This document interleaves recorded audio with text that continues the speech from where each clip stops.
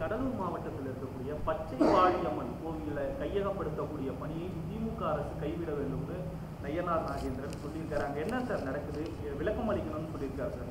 Sir, ஆங்கிலேயர் ஆட்சி காலங்கள் தொடர்ந்து தனியாரிடம் இருந்த திருக்கோயில்கள் எந்த நோக்கத்திற்காக இந்து சமய அறநிலையத்துறையிடம் ஒப்படைக்கப்பட்டதோ, இந்த துறை ஏற்படுத்தப்பட்டதோ, அந்த நோக்கத்தை நோக்கி இந்த துறை செயல்பட்டு கொண்டிருக்கின்றது.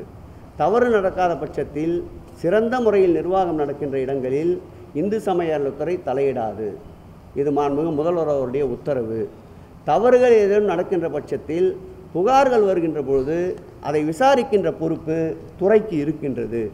அப்படி விசாரணையில் இன்னார் இனியவர் என்றில்லாமல் தவறு என்று நிரூபிக்கப்படுகின்ற பொழுது நிச்சயமாக துறையினுடைய சட்டத்திட்டத்திற்குட்பட்டு நடவடிக்கை எடுக்கப்படும்.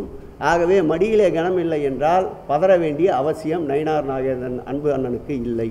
முதலமைச்சர் வலுப்படுத்த மேலும் பல திமுக இணைவாக சொன்னதுக்கு அப்புறம் மனோஜ் பாண்டியன் திமுக இணைந்திருக்கிறார். இன்னும் பலர் எதிர்பார்க்கலாமா? எப்படி சொல்லுவது என்றால் இதற்கு வெயிட் அண்ட் சீ தான் பதில் சொல்ல முடியும். மீண்டும் சென்னை மாவட்டத்திலிருந்து இருக்கா? சென்னை மாவட்டத்திலிருந்து இணைப்புக்கான வாய்ப்பு இருக்கா? இல்லை, இணைப்பு என்பது இல்லை. மாண்புமிகு முதலமைச்சர் அவருடைய உறுதியான நடவடிக்கைகள், இந்த மக்கள் மேம்பாட்டிற்காக அவர் எடுத்துக்கொள்ளுகின்ற பணிகள், அவர் மேற்கொள்ளுகின்ற சிரமங்கள், அவர் எதிர்த்து நிற்க வேண்டிய பல்வேறு இக்கட்டான சூழ்நிலைகள், போதிய பொருளாதாரம் இல்லை, ஒன்றிய அரசினுடைய வஞ்சனை ஒரு புறம், மறுபுறம் தமிழகத்திலே இருக்கின்ற ஒரு சில அரசியல் கட்சிகள் நல்லவை எவற்றுக்கும் துணை வராமல் அல்லவைகளே இதன் மீது வாரி தூற்றுகின்ற ஒரு நிலை, இதையெல்லாம் புரிந்த உண்மையான மக்கள் நலன் அக்கறை கொண்ட, உண்மையான மக்களுடைய வளர்ச்சியில் நேசம் கொண்ட பல்வேறு நல்ல உள்ளங்கள் இந்த இயக்கத்தை நோக்கி வரத்தான் செய்வார்கள். திராவிட மாடல் ஆட்சியின் எங்கள் உயிர்ந்து மேல அன்பு தலைவரின் கரங்கள் மேலும் 2026ஆம் ஆண்டிற்குள் வலுப்பெறும்.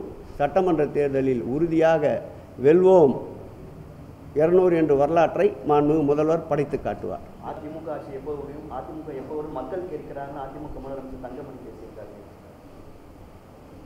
அவருடைய கட்சியின் இன்றைய தற்காலிக பொதுச் செயலாளராக இருப்பவர் தலைமை எப்பொழுது ஒழியும் என்று தான் அதிமுகவினர் பேசிக் கொண்டிருக்கின்றனர். இதை நாங்கள் கண்கூடாக ஆங்காங்கு பார்க்கிறோம், கேட்கிறோம். எஸ்ஐஆர் பணிகளை தமிழகத்தில் தொடங்கியிருக்காங்க. தேர்தல் ஆணையம் திமுக உச்சநீதிமன்ற அனைத்து கட்சி கூட்டம் வழக்கு பதினாலும் அவங்க பணிகளை தொடங்கியிருக்காங்க. எந்த சூழல் வந்தாலும் அதை எதிர்கொள்ளுகின்ற ஆற்றல் படைத்த சிப்பாய்களை மாண்புமிகு தமிழக முதல் உருவாக்கி இருக்கின்றார். களத்திலே நேற்றைக்கு கூட பார்த்திருப்பீர்கள், எல்லா இடத்திலேயும் இந்த BLA 2க்களுக்கு பயிற்சி அளிக்கின்ற இடத்தில் நிறைவாக இருந்தது திராவிட முன்னேற்ற கழகம் மட்டும்தான். இந்த இயக்கம் மக்களை நம்பி இருக்கின்ற இயக்கம், மக்களோடு பயணிக்கின்ற இயக்கம். மாண்புமிகு தமிழக முதல்வர் ஒரு தீர்க்கதரிசியான அரசியல்வாதி, தொலைநோக்கு பார்வை கொண்டவர்.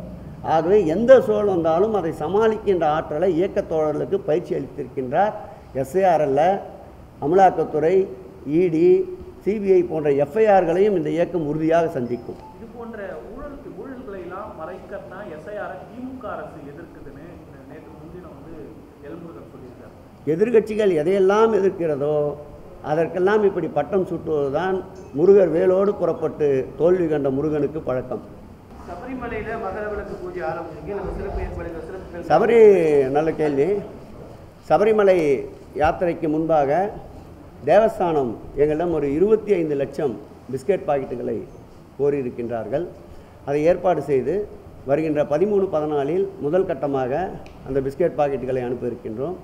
அதைத் தொடர்ந்து சபரிமலையிலே திருவாங்கூர் தேவஸ்தானம் போர்டிலிருந்து தொடர்ந்து 24 மணி நேரமும் பணியிலே இருப்பதற்கு தமிழக பக்தர்கள் ஏதாவது ஒரு சூழ்நிலை உதவி தேவைப்பட்டால் அணுகுவதற்கு அங்கே சபரிமலையில் ஒரு அலுவலகத்தை ஏற்படுத்தியிருக்கின்றோம். இந்த ஆண்டு கீழே பம்பையிலே தொடர்ந்து தமிழகத்தின் சார்பில் நம் அப்போலோ, காவேரி போன்ற ராமச்சந்திரா போன்ற மருத்துவமனை துணையோடு ஒரு கார்டியோ வேன் முழு நேரம் இந்த மண்டல பூஜை, மகர பூஜை காலங்களில் முழுவதுமாக அங்கே நிறுத்துவதற்கு அனுமதி கோரியிருக்கின்றோம். அனுமதி அளித்தால் மருத்துவர்களோடு அங்கே அதை அமைக்க திட்டமிட்டிருக்கின்றோம். மாண்புமிகு முதல்வர் அவர்கள் தமிழக பக்தர்களுக்கு என்னென்னவெல்லாம் உதவிகள் செய்ய முடியுமோ அதையெல்லாம் ஏற்பாடு செய்து தர சொல்லியிருக்கின்றார். அதற்கும் தொடர்ந்து துறையின் சார்பில் அதை கண்காணிப்பதற்கும் ஒரு குழுவினை அமைக்க நானும் துறையுடைய செயலாளரும் மாண்புமிகு முதலமைச்சர் அவர்கள் உத்தரவு ஏற்று துறையுடைய ஆணையாளரும் ஈடுபட்டிருக்கின்றார். பேருந்து வசதிகளை பொறுத்தவரையில் ஏற்கனவே போக்குவரத்து துறை அறிவித்திருக்கின்றது சிறப்பு பேருந்துகள் எந்தெந்த நாட்களில் இயக்கப்படும் என்று. அதேபோல் ரயில்வே நிர்வாகமும் ஏற்கனவே தினந்தோறும் சிறப்பு ரயில்களை அறிவித்திருக்கின்றது. ஆகவே தமிழக பக்தர்களுக்கு தேவையான அனைத்து வசதிகளையும் முடிந்த அளவிற்கு கேரள அரசினோடு துணையோடு அவர்களுடைய ஆதரவோடு தமிழக அரசு மேற்கொள்ளும்.